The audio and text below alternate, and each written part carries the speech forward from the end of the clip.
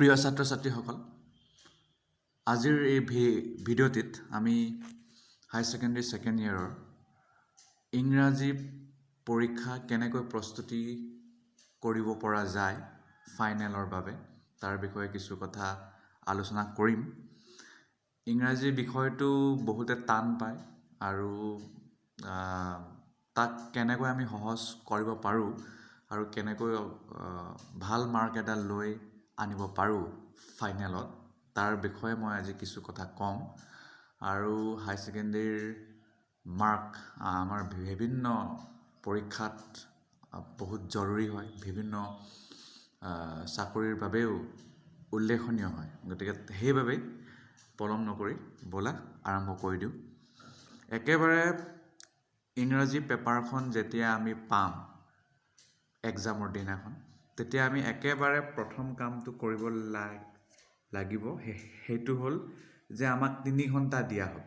সেই 3 ঘণ্টাৰ ভিতৰত আমি 1 ঘণ্টাত এটলিষ্ট 30 বা 33 মাৰ্কৰ প্ৰশ্নৰ উত্তৰ কৰি শেষ কৰি দিব লাগিব। ঠিক আছে, 33 মাৰ্ক আমি কৰিবই লাগিব 1 ঘণ্টাত। তেতিয়া আমি 3 ঘণ্টাত 100 মাৰ্ক কৰিব পাৰিম। ঠিক আছে, নহ'লে বহুতে কি হয়, এটা প্ৰশ্ন শেষ নহয়, লেটাৰ ৰাইটিংটো কৰিয়ে আছে 1.5 ঘণ্টা পাৰ হৈ গ'ল, বেলে মাৰিলে। তেনেকুৱা বহুতৰ হয়, যাতে সেইটো কাৰো নহয়। সেইটো সদায় মনত থবা। আৰু এটা কথা সদায় মনত ৰাখিবা, ঘড়ী পিন্ধিবা। 1 ঘণ্টা 30 বা 33 মাৰ্ক কৰিলা নাই সেইটো চাবা। যদি কৰিলা, লগালগ বেলেগ প্ৰশ্নৰ উত্তৰ কৰিবলৈ গুচি যাবা। আৰু যদি নাই পৰা, এটা প্ৰশ্নই কৰি আছে, তেতিয়াহ'লে লগালগ চেঞ্জ কৰিবা। সেইটো নেচাবাই আৰু লগালগ চেঞ্জ কৰি বেলেগ এটা কৰিবলৈ চেষ্টা কৰিবা। ঠিক আছে, সেইটো মই ক'লোঁ। তাৰপিছত একেবাৰে আমি প্ৰথম প্ৰশ্নৰ উত্তৰ যদি কৰিব বিচাৰোঁ, তেতিয়া মোৰ হিচাপত ৰিডিং স্কিলটো তোমালোকে কৰিবা। ৰিডিং স্কিলত 10 মাৰ্ক থাকে, যাক আমি আনচিন পেছেজ বা কম্প্ৰিহেনশ্যনো কওঁ, কম্প্ৰিহেনশ্যন পেছেজ। ৰিডিং স্কিলৰ 10 মাৰ্কটো পাবলৈ বহুত সহজ। মই অলৰেডি ভিডিঅ' এটা দিছোঁ। সেয়ে আমাৰ প্ৰথম কামটো হ'ব আমি গোটেই পেছেজটো পঢ়া, এটলিষ্ট 3 বাৰমান পঢ়া। তাৰপিছত প্ৰশ্নটো চোৱা, কি প্ৰশ্ন সুধিছে। পাৰিলে আমি প্ৰশ্নটো আগত পঢ়িব লাগে। তাৰপিছত প্ৰশ্নত থকা কিৱৰ্ড যিটো প্ৰশ্নটো মানে কি সুধিছে, সেইটো আমি পঢ়োঁতে 2বাৰ 3বাৰ পঢ়োঁতে সেইটো তাত আমি আণ্ডাৰলাইন কৰাব লাগে। তেতিয়া আমি উত্তৰটো সহজতে পাম। ঠিক আছে, এইটো হ'ল ৰিডিং স্কিল। যদি আমি ভালকৈ কৰোঁ ৰিডিং স্কিলটো, 10 মাৰ্ক আমি পাই যাম। ঠিক আছে, তাৰপিছত সেইটো শেষ হোৱাৰ লগে লগে আমি এডভান্স ৰাইটিং স্কিলৰ কামবোৰ কৰিব লাগে। তাত 25 মাৰ্ক থাকে। প্ৰথমটো থাকে পোষ্টাৰ ৰাইটিং।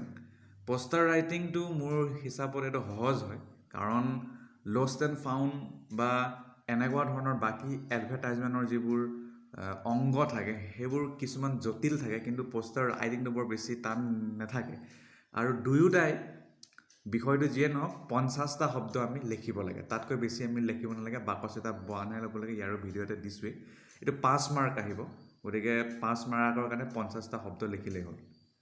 মই এইটো কওঁ যে পোষ্টাৰ ৰাইটিং লিখা, আৰু যদি কিছুমানে লষ্ট এণ্ড ফাউণ্ডটো লিখি ভাল পায় বা অন্যান্য যিবোৰ এডভাৰটাইজমেণ্ট ৰাইটিঙৰ পাৰ্ট আছে, সেইবোৰ যদি কৰি ভাল পায়, তো সেইটো কৰিলেই হ'ল। ঠিক আছে, সেইটো সোনকালে সেই 1 ঘণ্টাৰ যিটো মই ক'লোঁ 33 মাৰ্কৰ ভিতৰতে এইটো 1 ঘণ্টাতে শেষ কৰিবা। তাৰপিছত ৰিপৰ্ট ৰাইটিংটো কৰিবই লাগিব, তোমালোকৰ কোনো অপশ্যন নাই। এইটো 10 মাৰ্ক থাকে, বহুত সৰহ মাৰ্ক। 10 মাৰ্কটো মানে কম মাৰ্ক নহয়। আৰু ৰিপৰ্ট ৰাইটিং 2টা দিয়ে, সেইটো অপশ্যনেল দিয়ে, সেইটো তোমালোকে চেঞ্জ কৰিব নোৱাৰে, মানে এইটো কৰিবই লাগিব। গতিকে ৰিপৰ্ট ৰাইটিংটো ভালকৈ প্ৰস্তুতি কৰিবা। কমেও 20-30টা ৰিপৰ্ট ৰাইটিং আগতে কৰি ছাৰহঁতক দেখাই ল'বা, নহ'লে নিজে কৰি প্ৰেক্টিছ কৰি থাকিবা। বেলেগ নেটত চাবা, কিতাপত চাবা, বা কোনোবা যদি আছে ঘৰত যিয়ে মানে তোমাৰ সেইটো চাই দিব পাৰে, তুমি যিটো লিখিছা সেইটো দেখুৱাবা। 10 মাৰ্কৰ পৰা খুব সুন্দৰকৈ যদি লিখা 8-9টো পাই যাবা ইয়াত। ঠিক আছে, গতিকে ৰিপৰ্ট ৰাইটিং তোমালোকে প্ৰেক্টিছ কৰিবই লাগিব, বেলেগ উপায় নাই।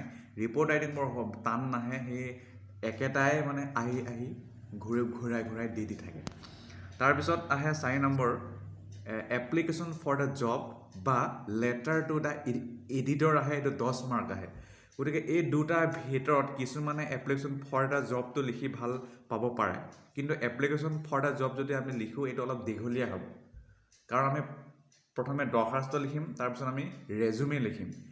ৰেজুমেত আমি নাম কিবা কিবি লিখিম, নাম, বয়স, ডেট অফ বাৰ্থ, কিমান কোৱালিফিকেশ্যন আছে, কি কথা, কিমান পাছ কৰিছিলে, কিমান চনত তেওঁলোক কিমান পাৰ্চেণ্টেজ পালে, এইটো অলপ দীঘলীয়া হৈ যায়। আৰু যদি এইটোৱে কৰিব বিচাৰা তেনেহ'লে কৰা, খালি টাইমটো চাই ল'বা। সেইকাৰণে মইতো প্ৰিফাৰ কৰোঁ যে লেটাৰ টু দ্য এডিটৰ কৰাই ভাল। ইয়াৰ ছাবজেক্টটো প্ৰায় একেই থাকে, কেতিয়াবা ইলেক্ট্ৰিচিটিৰ কাৰণে থাকে, কেতিয়াবা ৰোড এক্সিডেণ্টৰ কাৰণে থাকে, এইবোৰ মানে বৰ বেছি টান নিদিয়ে। গতিকে এইটো প্ৰেক্টিছ কৰি এই লেটাৰ টু দ্য এডিটৰ যদি 10টামান প্ৰেক্টিছ কৰি যোৱা এইটো পাৰিবাই, বিন্দাছ এইটো পাৰি যাবা, ঠিক আছে। আৰু 10 মাৰ্ক থাকে, গতিকে বৰ সুন্দৰকৈ লিখি দিবা, হৈ গ'ল, ঠিক আছে। তাৰপিছত আমি ইয়াৰ পিছত কোনোবাই যদি কুৱেশ্যন এনচাৰটোত বেছি পাৰে, ষ্ট্ৰং এৰিয়া সেইটো কৰি বেছি ভাল পায়, আৰু সেইটো কৰিলে যে শুদ্ধ হ'ব সেইটো যদি বহুত নিশ্চিত, তেতিয়া ডাইৰেক্ট কুৱেশ্যন এনচাৰটো কৰিলেই হ'ল, ঠিক আছে। তাত 45 মাৰ্ক দিয়ে, সেইটো কৰিলেই হ'ল। আৰু যদি কুৱেশ্যন মাৰ্কটো কৰাৰ পিছত ধৰি লওক 20 নম্বৰমান কৰিলে, বাকীকেইটা নাই পৰা ভালকৈ, তেতিয়া আকৌ গ্ৰামাৰটো কৰিলে হ'ল। বা গ্ৰামাৰটো যদি খুব ভালকৈ পাৰে তেতিয়া গ্ৰামাৰটো ফাৰ্ষ্টত কৰিব লাগে, কুৱেশ্যন পেপাৰটো লাষ্টত কৰিব লাগে।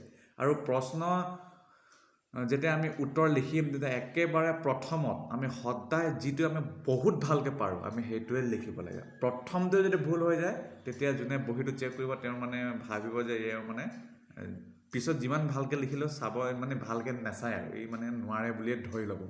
তেনেকুৱা মানে হ'ব পাৰে, নোৱাৰোঁ বোলে মানে এনেকৈ ডাইৰেক্ট নকয়, কিন্তু মানে তেওঁৰ এইটো যে মেণ্টেল চাইক'লজিকেল মানে যিটো মানে তেওঁৰ থিংকিং চাইক'লজি সোমাই যাব, মানে তেওঁ নোকোৱাকৈ সোমাই যাব, ঠিক আছে। তাৰপিছত 6 নম্বৰটো হ'ল তোমালোকে চবেই টাইম টেবুলটো থ'বা, ঠিক আছে। ৰুটিনটো বনাই ল'বা, পৰীক্ষাৰ এমাহ আগত 2 মাহ আগত বা আগতেই হওক ৰুটিনটো থ'বা, বোলে এইটো ছাবজেক্টত মই 1 ঘণ্টা দিম, 2 ঘণ্টা দিম, 1.5 ঘণ্টা দিম, 3 ঘণ্টা দিম। ৰুটিনটো থ'লে কি হয়, যি কি নহওক লাগিলে আমি নপঢ়োৱে, এদিন আমি ৰুটিন ফ'ল' নকৰিব পাৰোঁ, কিন্তু নেক্সট দিন আমি কৰিম। গতিকে ৰুটিনটো থ'বাই, ৰুটিনটো থ'লে আমি সেই 2 ঘণ্টাৰ ঠাইত যদি আমি 35 মিনিটটো পাওঁ আমাৰ বহুত লাভ হ'ব। তাৰপিছত টাইম মেনেজমেণ্টৰ কাৰণে মই ক'লোৱে কোনটো প্ৰশ্ন কিমান নম্বৰ দিবা। 1 ঘণ্টাত কমেও 33 নম্বৰটো কৰিবই লাগিব, মই সেইটো কৈ থৈছোঁ, কৰিবই লাগিব এইটো। তাৰপিছত ৰিভিজনটো কৰিব লাগিব আমি সকলোৱে আমাৰ প্ৰতিটো লেচনৰ বাবে নোটছ বনাই থৈ দিব লাগিব। পৰীক্ষাৰ আগদিনাখন বুলি নাই কোৱা, পৰীক্ষালৈ বোলে এমাহ আছে 2 মাহ আছে, তেতিয়াৰ পৰা সদায় এটাই কাম হ'ব, ৰিভিজন আৰু এনচাৰ ৰাইটিং প্ৰেক্টিছ। তাৰপিছতে 9 নম্বৰ হ'ল চিলেবাছটো শেষ কৰিব লাগে। মানে আমাৰ যিমানটা আমাৰ গ্ৰামাৰত চিলেবাছ দিয়া আছে, যিমানটা আমাৰ ৰাইটিং স্কিলত দিয়া আছে, যিমান আমাৰ টেক্সট বুকত দিয়া আছে, গোটেইকেইটা চিলেবাছ শেষ কৰা, তাৰ ওপৰত নোটছ বনোৱা, তাক সদায় ৰিভিজন কৰি তাক লিখা মেলা কৰা, লাষ্ট ইয়েৰ পেপাৰটো কৰি থকা। তাৰপিছত মই নোটছ বনাব ক'লোৱেই। উইক এৰিয়া, আমাৰ যিটো এৰিয়াত আমি বহুত দুৰ্বল, ধৰি লওক গ্ৰামাৰ আমি ভালকৈ নোৱাৰোঁ, নেৰেশ্যন নোৱাৰোঁ, ভইচ নোৱাৰোঁ, গতিকে বাকী যিবোৰ কৰাৰ পিছত বাকী সকলো তোমাৰ ষ্ট্ৰং পইণ্ট হয়। ধৰি লওক তুমি ৰাইটিং ভালকৈ কৰিব পাৰা, সেইবোৰ কৰা 10-20টা কৰাৰ পিছত তোমাৰ এই যিটো ধৰি লওক ভইচ নোৱাৰা, সেই ভইচটোক আকৌ কৰিবলৈ চাবা, ঠিক আছে। সেইটো তোমাৰ সেই উইক যিটো তোমাৰ এৰিয়া তাক ষ্ট্ৰং কৰিবলৈ চাবা। তাৰপিছত পৰীক্ষাৰ আগদিনাখনৰ একেবাৰে ভাল কামটো হ'ব, যদি আমি সেইটো আচলতে আমি কৰিবই লাগে, সেইটো হ'ল পৰীক্ষাৰ আগদিনাখন মাছে মাংসই বা এইবোৰ খাদ্য নাখাবা, ঠিক আছে। পৰীক্ষাৰ আগদিনাখন যিটো খালে তোমাৰ গা বেয়া হয়, যিটো খালে পেট বেয়া হয়, মূৰ বিষায়, তেনেকুৱা খাদ্য নাখাবাই। ভালকৈ শুবা, বোলে কাইলৈ পৰীক্ষা কি হ'ব সেইবোৰ চিন্তা কৰি নাথাকিবা আৰু, কাৰণ যি হ'ব আৰু ইমান দিনে যি পঢ়িলা বহুত কষ্ট কৰিলা, আৰু জাষ্ট ভালকৈ শুবা, ৰিভিজন কৰিবা, ভালকৈ শুবা। তাৰপিছতে যেতিয়া পৰীক্ষা হলত যাবা, কলম চলম ভালকৈ লৈ যাবা, এডমিট কাৰ্ডটো লৈ যাবা।